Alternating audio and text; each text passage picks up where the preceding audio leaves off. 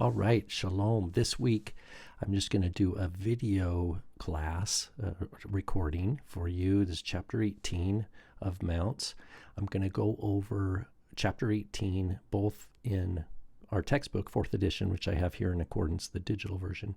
And then we're going to go over the basic points, the vocab, and then I'll shift over to our workbook, and we're going to do some of the workbook questions together. Well, you can join me. I'll walk through some of the parsing, some of the warm-up, and some of the translation. And I hope this will be helpful to kind of get you on the track of saying, yeah, I know what I'm doing here. I can see what's going on.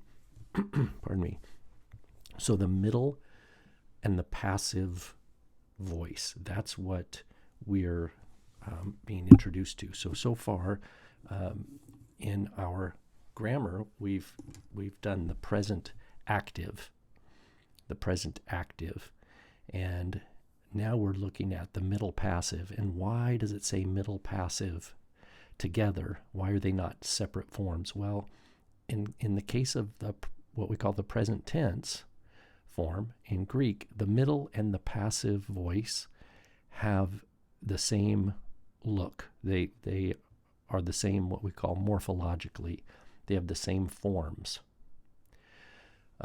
However, there is, and I've got my little dry erase board here, there is a, so our title here is present middle, and you can just middle passive or something like that, or even in the parsing of our homework, you can just do MP. I'll know IMing, middle passive. So we're going to see words in Greek that we've already learned that have an active voice, and then we're going to learn another way of forming the same verb, which is going to come from the same stem, but will have different endings. And those endings, if you remember our personal ending chart, it's a quadrant like that. And we've got what we call our primary, secondary, and then we have our active, and then the second row or the lower boxes are what we call MP, middle passive. And we've learned these six, the primary personal endings in the primary active. We're going to, in this chapter, we're introduced to this quadrant here. And I'll just give you an advance. It's kind of a little rhymey. It's my, psi, tai. So my, psi, tai. Those are our singular for second, third. Then plurals, metha, sthai. So this is like that, sthai. And then entai, like that. My, psi, tai, metha, metha, sthe, sorry. Sthe, my bad. I have to do it all together. My, tai, or my, psi, tai, metha, sthe, entai. So these are our singular, 1, 2, 3, and these are our plural, 1, 2, 3. So these are our new endings. My, psi, tai, metha, sthe, entai. And they're going to be our personal endings for chapter 18.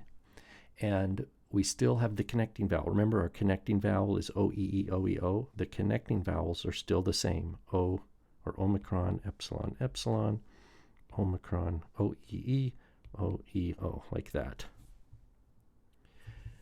So that's the morphology behind the present middle passive. Now, and it's important that we see this in action. So what I'm going to do, I'm going to just scroll to where I'm going to, okay, well, here at 18.9, this is the chart I just went over. My, psi, tai, metha, sthe, entai, you can see here. And what I like about this chart is that we can see it in action with a verb. So we've learned lu. Again, this is 18.9. We know lu is loose, so if we go through the upper left quadrant, that's our active voice. Luo, so I am loosing. Lues, you, singular, are loosing. Lue is he, she, it is loosing. And then we go to the plural. Luomen, we are loosing. Luete, y'all, that's second person plural. Y'all are loosing. Luusen, they are loosing. Now we're going to go to our lower left quadrant. We're still in a primary tense, the left-hand side, but we're in the lower section, which is middle passive. So the connecting vowels are all the same, o, e, e, o, e, o. The endings, however, mai, sai, tai, mathis, they, ntai, and let's see what we come up with. Luomai. Well, that makes sense. That's our lu plus our Omicron connecting vowel plus our ending, mai. Luomai, just like little Lego pieces clicking together.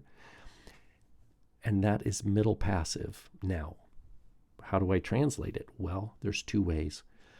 Middle, and we would discern this by context and by the verb. There's other factors we look into, but as a middle, it would be, I am loosing for myself.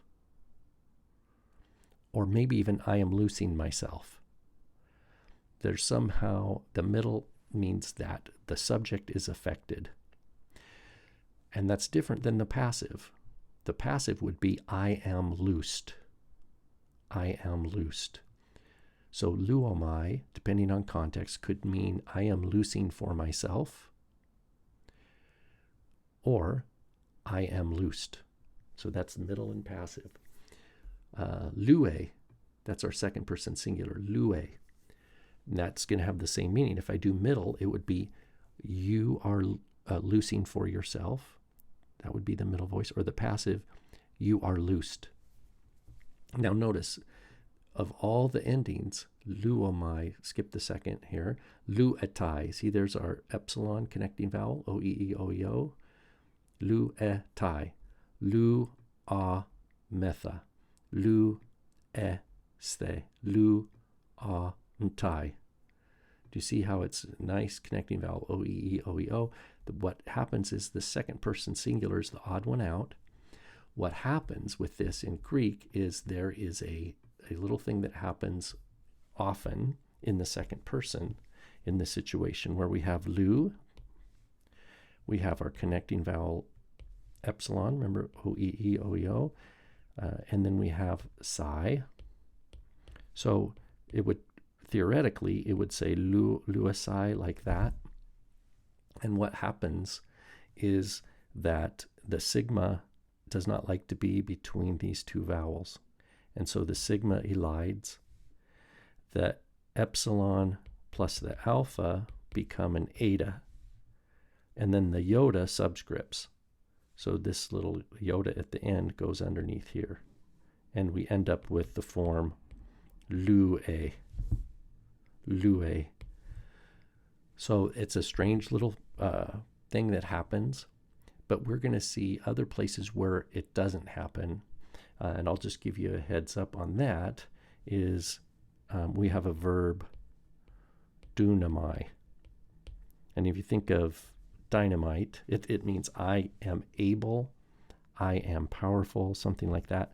Now, dunamai is going to be a special word in our dictionary because the connecting vowel is always an alpha. But what we're going to end up having then is dunamai, dunasai. And because of the nature of Greek, the sigma is okay staying between the two alphas in the second person. So dunamai is I am able, dunasai, you are able, and on down. Dunatai, he, she, it is able. And we'll go over this one again when we get to the dictionary or the vocab at the end of chapter 18. But for the time being, though, we need to learn this lue form, this second person singular in the middle passive that doesn't follow the ending like we expect. Dunamai will be a verb where we do see it. So, and there will be other places, but mai, sai, tai, metha, ste, and tai. Okay, be sure to take some time and read through the meaning of the middle, where Mounce in 18.11 and 12. Basically, the idea is subject affectedness. That means in the doing, the subject is a receiver of the action somehow benefits. And so he goes over different examples here that you can read through and get a sense of the middle.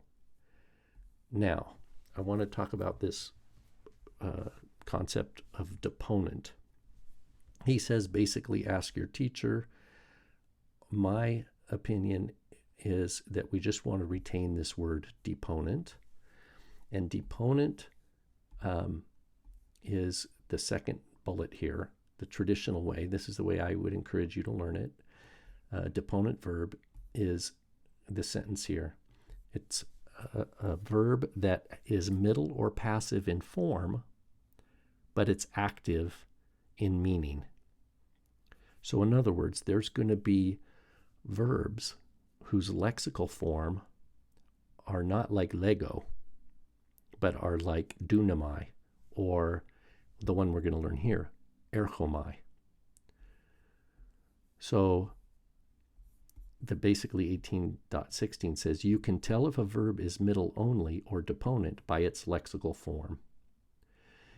If a lexical form ends in the mai, right? It ends, in other words, it ends in that upper left quadrant, or sorry, the lower left quadrant, but at the top of the list, the mai, sai, tai, mathis, they, and tai. If the dictionary form of the verb ends in mai, then we call that a deponent. And I'm just going to scroll quickly ahead to look at the vocab for chapter 18, and you'll see the first example, apokrinomai.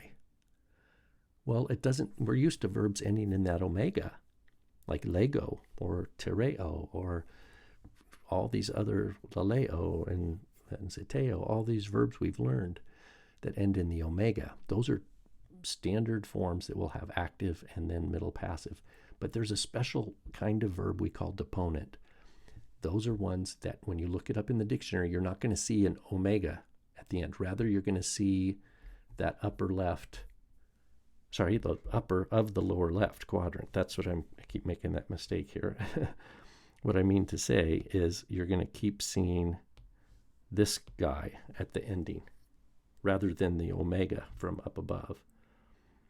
And when the lexical form gives you the mai from the lower left quadrant, it means there is no active form.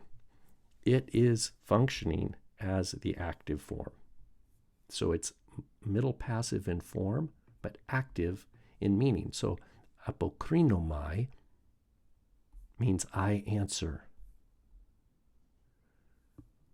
Dunamai, I am able, I am powerful. Dunamai. So even though it's got a middle passive ending for the lexical form, we still translate it actively. And if you notice, Mounce gives all the forms of dunamai here. Dunamai, dunasai, or dune. So we have attestation of it collapsing like lue did from luesai. And dunatai, dunamitha, dunaste, dunantai. So these are examples of verbs we call deponent. One more time, they end in a mai in the lexical form. Means they have a middle passive form, but when we translate them as if they're active. So erchomai, it means I come, or I am coming, or I am going. Erchomai. Poreomai. Notice it ends in the omai here. Therefore, it's deponent. It means it doesn't have an active form. It has a middle passive form, but we translate it actively. I go, I proceed, I live. So there you go. These are deponent verbs. But yet other verbs, just like we saw, like luo, can have a passive form. For example, 18.20 here, and we already saw them in the chart above, but here we can compare them. Luomai, I am being loosed, whereas luo is I am actively loosing.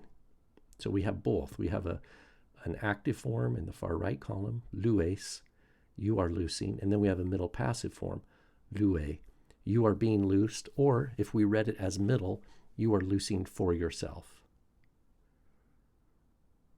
That's what we're doing here. Now I want to go back and look at the middle. And he gives us a verb. Let's see where to go. Oh, here it is. The present middle indicative. He doesn't give us lu here. He gives us lu, luamai, lue, luatai, etc.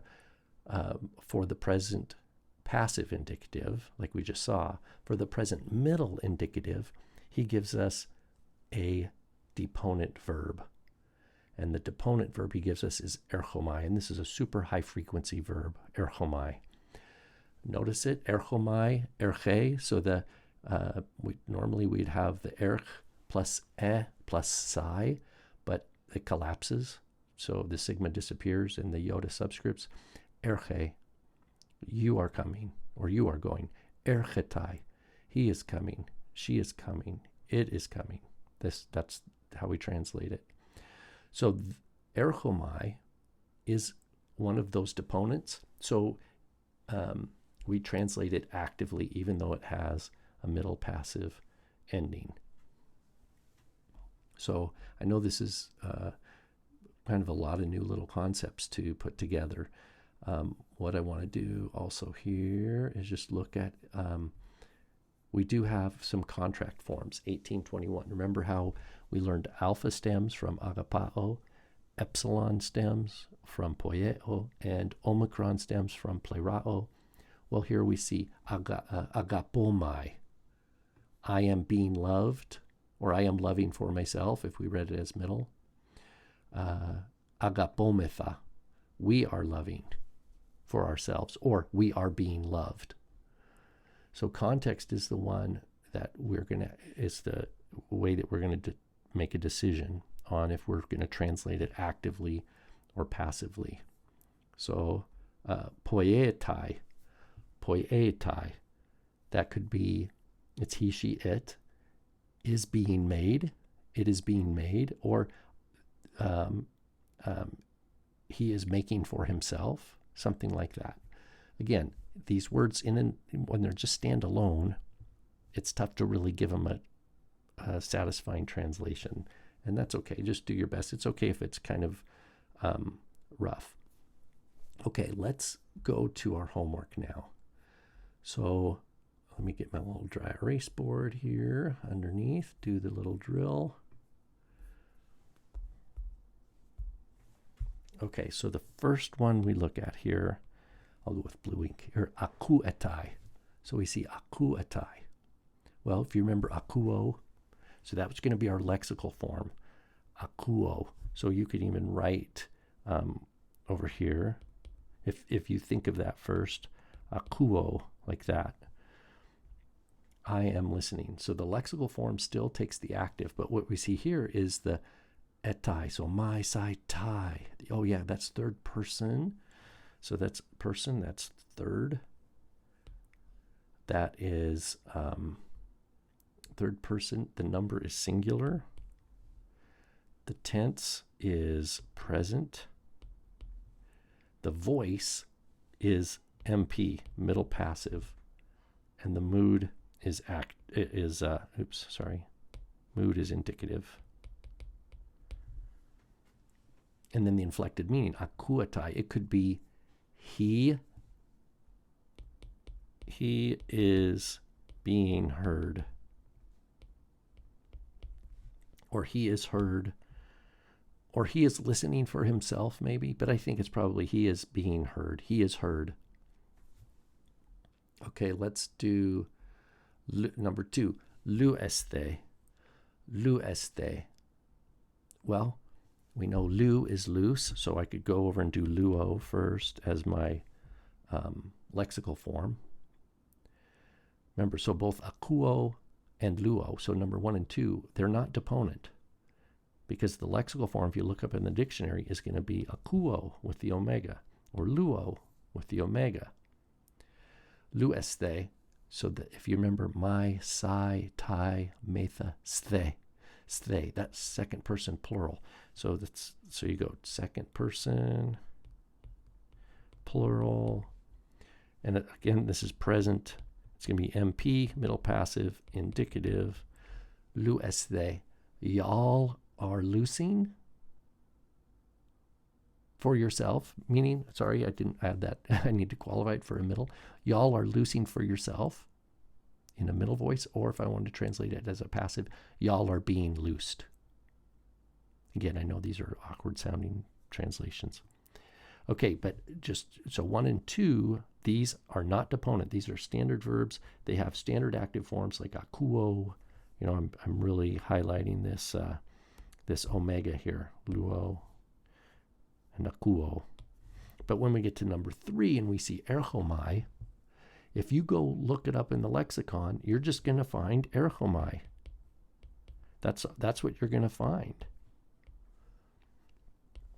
So this is one we're going to call deponent, erchomai. So person, mai sai tai metis tai. Well, mai is first person, singular, so that's easy. First singular. The tense is present. The voice, however, you can put DP here, DEP, deponent, indicative. So instead of MP, put deponent. And what that's telling me is that you recognize that its lexical form ends in the mai, or the omai, not the omega. And then we would translate that actively. Remember, a deponent, what is a deponent? It has middle passive form, but active meaning. So this just means I am going, or I am coming, something like that. Okay, let's continue. Let's look at some warm-up. Okay, alpha. Sun agetai pros ton ochlos. Sun agetai pros auton ochlos. Well, sunagetai, I know that is got the tai, right? The my side tai. So that's third person singular. So I need do I have a subject? Oh, ochlos. Ochlos. Do you remember ochlos is crowd? Ochlos is crowd. And that's the Omicron sigma. That's our nominative ending. Ochlos is the subject. A crowd. It's not ha ochlos, so we don't have to say the crowd. We could say a crowd. The subject is the last word in the sentence. That can happen in Greek, not so much in English. Sunagetai. So if I could rearrange the words, just to, I could say ochlos, a crowd, and then put my verb. This is just for helping our brain get around it. Sunagetai. Well, if we go to our vocab and we learn that sunago, what's our lexical form there, is sunago. This is a new word from chapter 18. It means I gather. Sunago, I gather. Well, sunagetai is a middle passive form.